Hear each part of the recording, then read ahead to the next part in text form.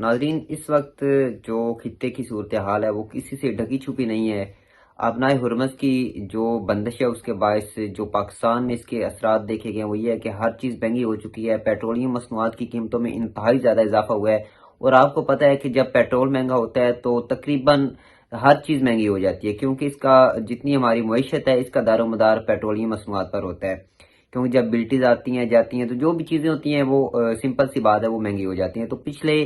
تقریباً 2 ماہ میں پاکستان میں جو ہے وہ حد سے زیادہ پیٹرول مہنگا ہوا ہے۔ تقریباً دیگر ممالک کے مقابلے میں پاکستان میں جو مہنگائی کی شرح ہے وہ بہت زیادہ حد تک اوپر گئی ہے۔ تاہم اس کے ساتھ ساتھ جس طریقے سے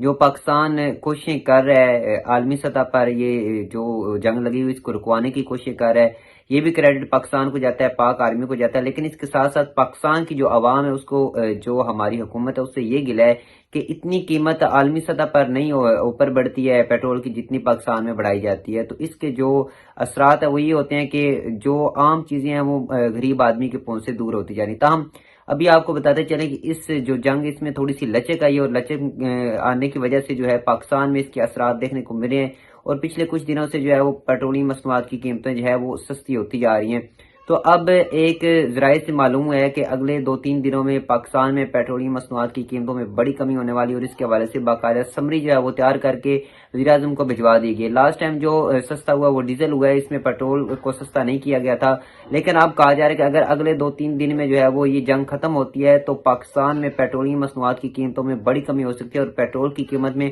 تقریباً 100 روپے فی لیٹر کی کمی جو ہے وہ کی جا سکتی ہے۔ تاہم عوام کا کہنا ہے کہ جس طریقے سے پہلے جب پیٹرول کی قیمتیں بڑھائی گئی تھی، جب پیٹرول 222 روپے لیٹر تھا، وہاں پر کم از کم جو ہے وہ پیٹرول کو پہنچایا جائے، کیونکہ آلریڈی 2020-25 روپے جو ہے وہ بھی مہنگا تھا، کیونکہ پچھلے کچھ عرصے سے مسلسل پاکستان میں جو ہے وہ پیٹرول کی قیمتیں بڑھی ہیں۔ تو اس حوالے سے ابھی جو لیٹسٹ خبر سامنے ہے وہ یہی آئی ہے کہ اگر اگلے 2-3 دنوں میں جو ٹرمپ نے دعویٰ کیا کہ یہ جنگ رک سکتی ہے، تو اس کے ساتھ ساتھ ایران نے بھی اپنی فتح کا اعلان کیا ہوا ہے، ٹرمپ نے اپنی فتح کا اعلان کیا ہوا ہے، لیکن اگر اگلے 2 دنوں میں مذاکرات ہوتے ہیں تو اس کا اچھا نتیجہ جو ہے وہ دیکھنے کو مل سکتا ہے، اور عالمی منڈی میں جو ہے